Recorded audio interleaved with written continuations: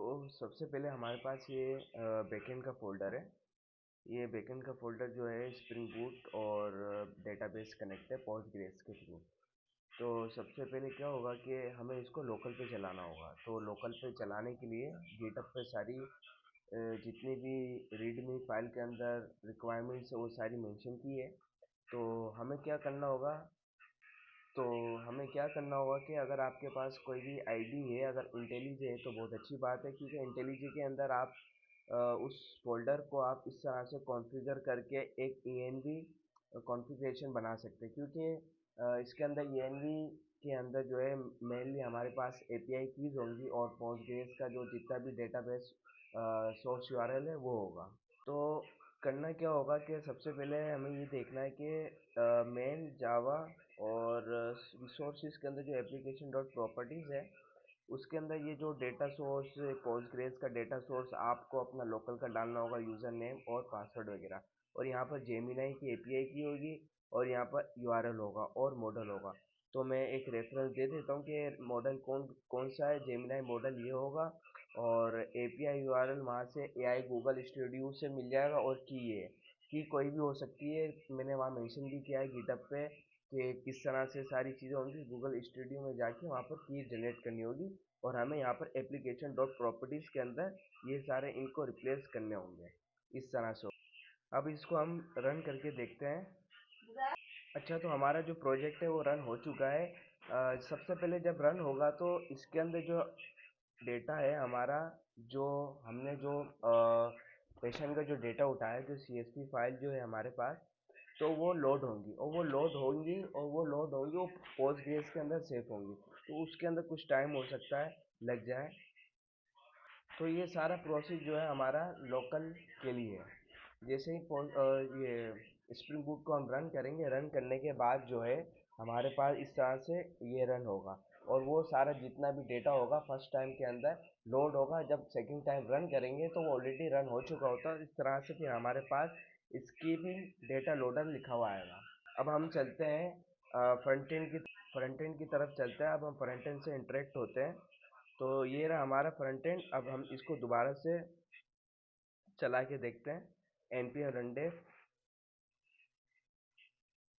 ये हमारा local host है।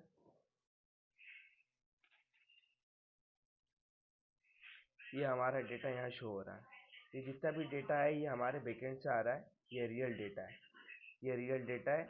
ये हमारा इंटरफेस है इस तरह से। और ये होम डैशबोर्ड है और ये एक्सप्लोर ऑल पेशेंट डेटा।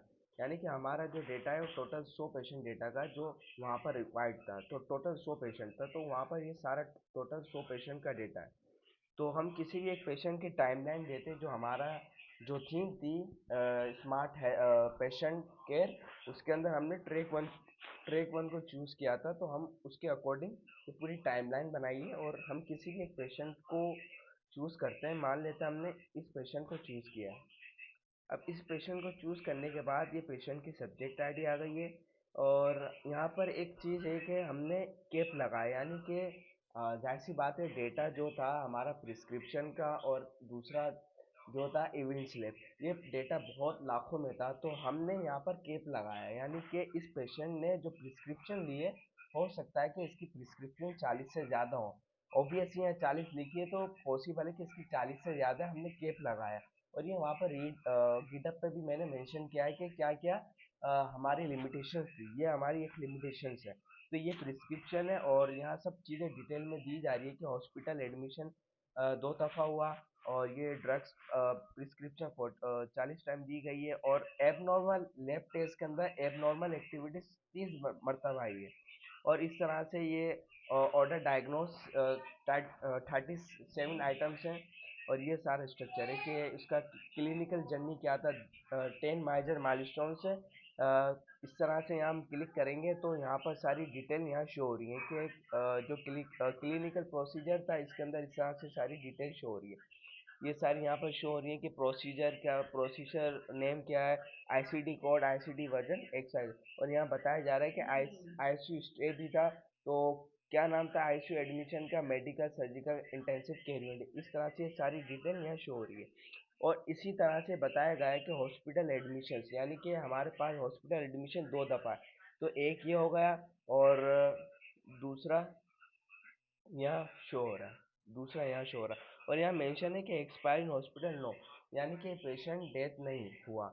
यानी कि एक ऑर्गेनाइज वे में पूरी पेशेंट की टाइमलाइन शो हो रही है कि उसकी प्रेस्क्रिप्शन क्या थी, उसको उसका डायग्नोस क्या था, उसके लैब रिजल्ट क्या थे, ये सारी चीज़ें। अब लैब रिजल्ट के अंदर 30 एबनॉर्मल बताए जा रहे हैं और नॉर्मल भी बताए जा रहे हैं कि ये जब रिजल्ट आया तो ये एबनॉर्मल था और ये नॉर्मल था। तो ये सारी चीज़ें यहाँ पर वर्बली ये सारी चीज़ें दिखाई जा रही है, और यहाँ पर हम कुछ भी सर्च करके भी फाइंड कर सकते हैं। तो ये सर्च का जो फीचर है वो हर किसी के अंदर है, क्लिनिकल इसके अंदर डायग्नोस के अंदर। और सबसे मेनली पार्ट हमारा है कि हम एआई इंटेलिजेंस चैट के अंदर इस पेशेंट की टाइमलाइन को एक एआई की मदद से हम सर्च कर सकते हैं। मान लेते हैं कि हम यहाँ सर्च करते हैं कि what was the patients last blood pressure, तो हमें ये बता देगा। ये थोड़ा सा टाइम लेगा कि उसकी लास्ट ब्लड प्रेशर क्या थी।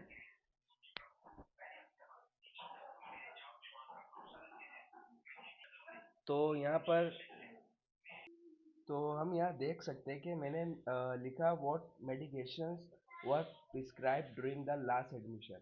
तो उसने हमें गिवन डेटा के बिहाफ पे उसने ये सारी चीज़ें हमें बताई बताई based on the provide patient data. The patients last admission is recorded under admission ID.